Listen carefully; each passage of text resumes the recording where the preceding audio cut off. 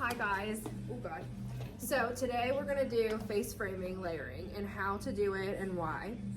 And I just like taught myself something on the last video that I was trying to make, so I will share what I found with y'all. First part we're gonna talk about is where to section the hair. So you want to section the thinnest, probably 1 inch layer that frames the face. This is a little bit further back. I would not take this piece, and I will show you why. But you want to take about that first 1 inch up. I would do it and try to do it as much in front of the ear as you can, because anything that's going to be over the ear and past it is going to have to travel over the ear, which is going to shrink. So your guide should always be something that does not include the ear. The ear is going to throw it off. So section it right in front of the ear all the way up and get that nice frame in, and this is where it's going to start. So on this side we already started, and this is right here why I tell you not to do the ear, because when you're going over the ear, even if it's not the actual ear itself getting in your way, the height change here is going to change the height here. So hair behind is actually going to be shorter than the hair in front. So that's why you want to take whatever is over the ear back. You want everything to be really consistent in length right along the face. This hair you can pull down later. So right now we're just cutting your guide. Don't worry about connecting the length and with the back. We're just going to focus on creating your frame. So first you're going to make your guide. She wants her face frame to start right at her nose, which is a really popular spot. What we're going to do is we're going to start taking section at a time, bringing it back here. With her, I'm going to choose no elevation at all, because we are working with very fine pieces. So I'm going to treat each strand like it's a hair. She only has a few pieces of hair around her face. So with finer hair, we want to create corners. We want to create weight lines. We don't want to get rid of them. So you're going to not do any elevation here with finer hair, because you don't want to layer any of that. Now, if you've got thicker hair, you might want to elevate to 45.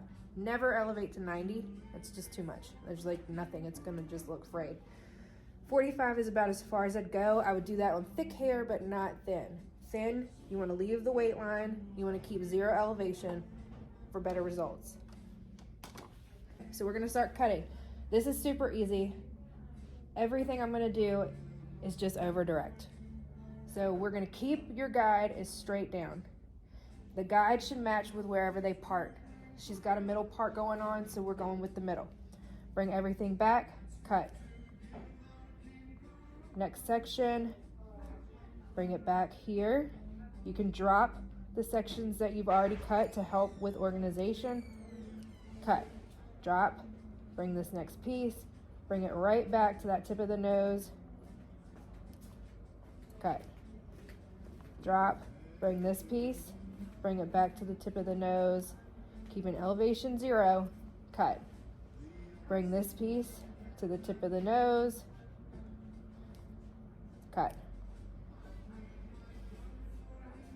All right, now you are done with your face frame.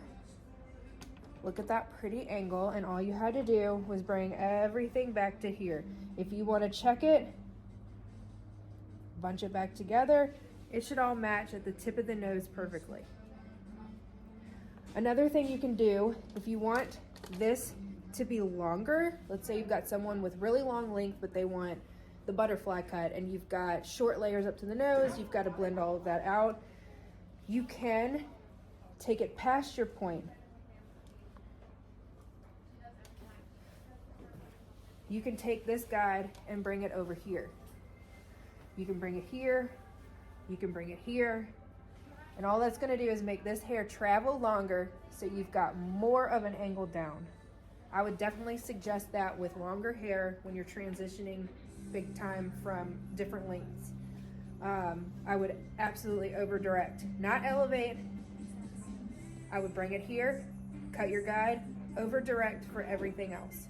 Make everything else travel farther. All right, so let's say that you don't over direct and you've got to blend this down. You don't want to over direct, you want it short, you want impact. What we have going on is good. How do you cut this into it? What I suggest is anything that's over the ear, anything that starts to shift in length here, you need to pull that straight down so that you can take into account that. Because if you go to over direct, you've lost that lift, and then when you drop it, it's gonna lift up for you. So you wanna hold it down. You wanna use the guide right in front of you.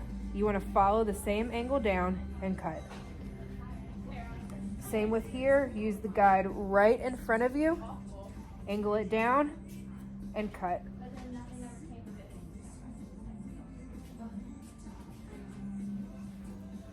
Now you've got a nice face frame down. Another thing that you can look at here is with not over directing, look at how short it's going to start getting as you go back.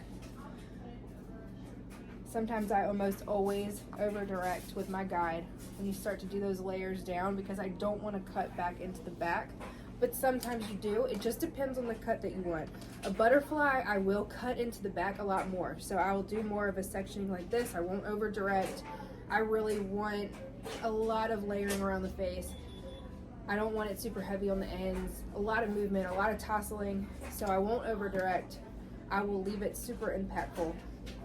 But if I'm doing someone's regular long layers or just a normal face frame, I will pretty much always cut my guide, and then when I go to do my face framing around it, I am over directing it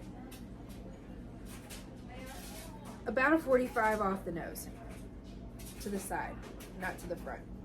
No elevation, just off to the side. It's going to give it a lot longer of a layer and not cut into the back as much. I hope this helped everyone. Next time we'll do long layers, and then the one after that is going to be long layers with shorter layers mixed in, so that if you're doing long layers on thick hair, you know how to get rid of a little bit more weight. So stay tuned. Thanks.